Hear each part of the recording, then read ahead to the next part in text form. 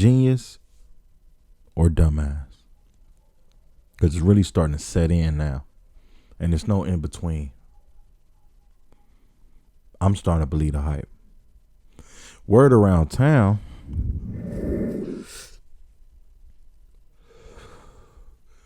Mac Jones, huh? Is that what it is, Kyle? Mac Jones. 2 first-round picks. 3rd-round pick. Our 12th pick this year. Hey, you go with Mac Jones. Now, I'm hoping it's a bluff. You know, maybe you're trying to sell it to Robert Saleh and the Jets. But even with that, you would pick Zach Wilson. So that would bother me too. And I know a lot of you casuals, you think, oh, Zach Wilson. He's a top pick. He's a top prospect. Just like Trevor Lawrence. You think that too? I'll bleed the hype as far as those two. I want to go on record and say this. Trevor Lawrence, Zach Wilson will be the worst 2 quarterbacks out of the top 5. And that includes Mac Jones, Trey Lance, Justin Fields. Write it down. You heard it here first. With that being said, I've been watching a lot of tape. I even watched the fucking movie Draft Day again. Nigga been tripping. Because I'm just hoping my team, as a loyal fan, I hope we make the right pick, the right decision.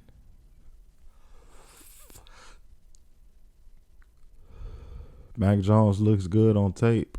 He throws a nice spiral. He throws it on point. Precise. He throws it to the right receiver. He checks every read and makes the right pass. He throws it in stride where the receiver catches it in stride where he can continue his motion, maybe make a play or two, and boom. A lot of times his passes end up in touchdowns. I get it. Perfect for our system because that's what we do. A lot of crossing patterns. Kittle, Debo, we throw short passes, they catch it in stride, they make a play, and they take it to the house. So we really depend on that precision. And Mac Jones, he has that. I get it. But it brings another question. Are pocket passers played out?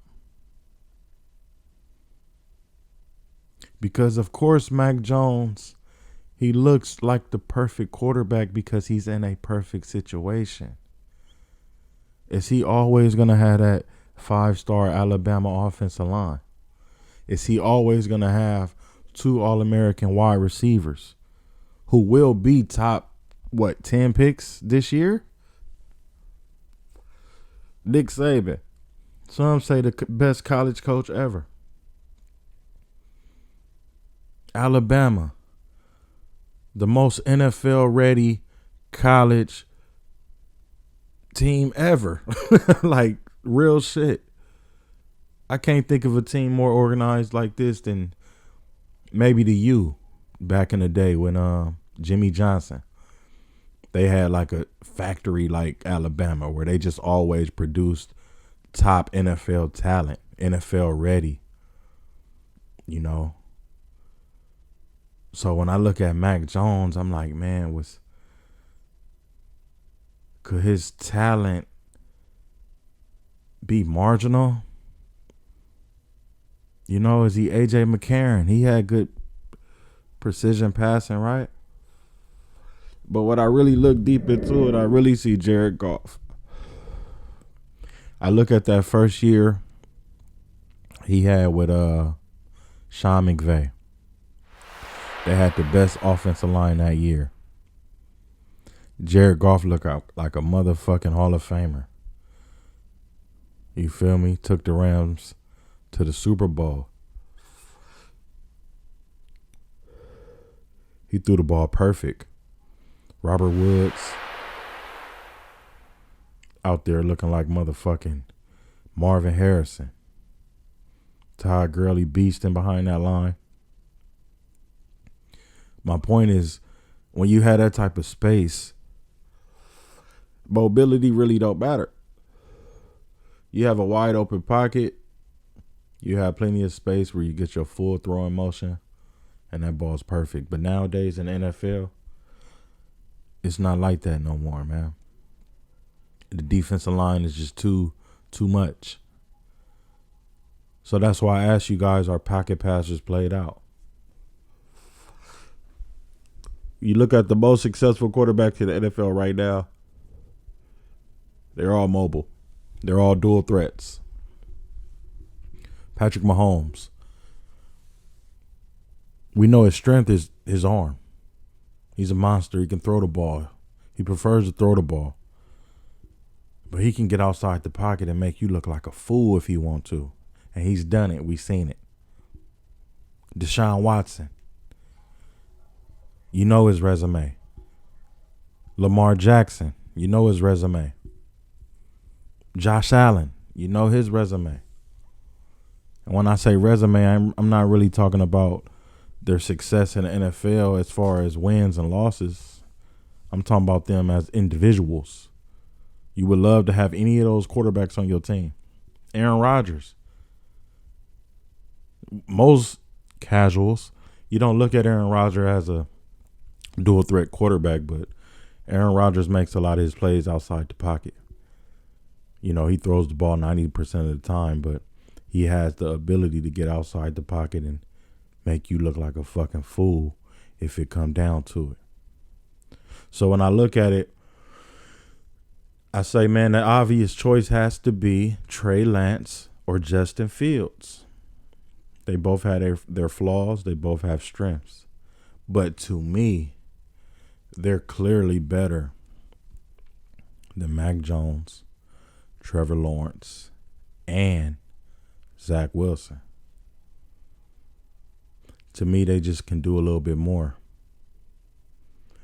And when I look at my 49ers and our personnel, a dual threat quarterback will really make us impossible to stop. With our running game, our tight ends, the type of receivers we have, and Kyle Shanahan's offensive mind, right? Seemed like it's the ideal situation to go with the dual threat. But I try to simplify it. I look at Baker Mayfield and his draft.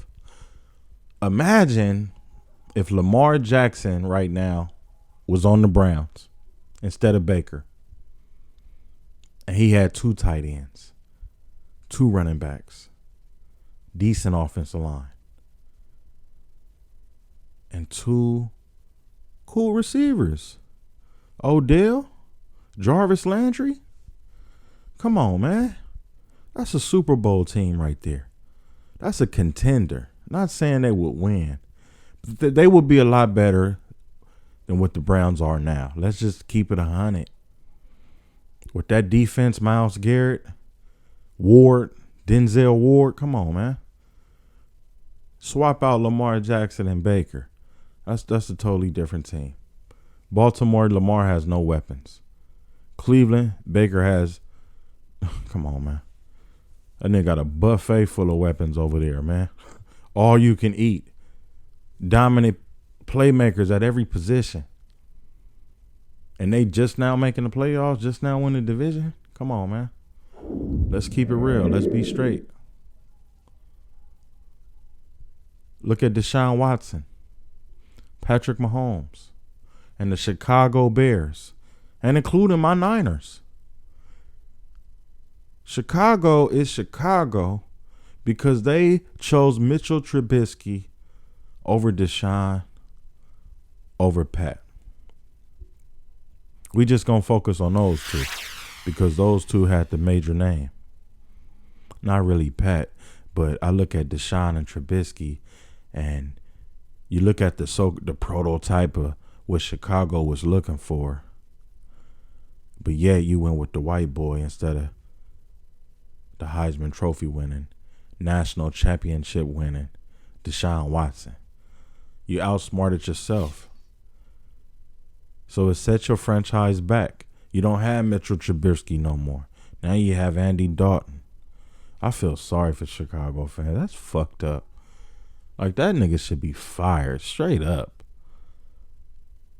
And then we chose Solomon Thomas. We not going to get into that. Because y'all going to have a nigga in here yelling and shit. Stressed out. I'm already tripping because we going with Mac Jones. But we should have chose Deshaun Watson. I'm not going to sit here and act like I'm a nigga who knew Pat Mahomes was going to be the shit. I didn't. But I knew Deshaun was. We should have guarded him.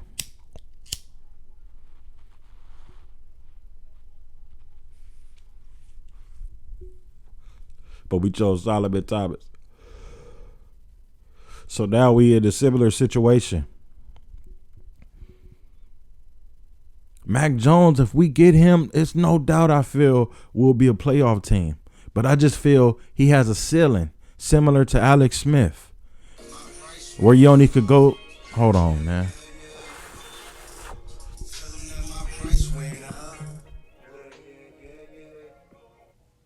Hello.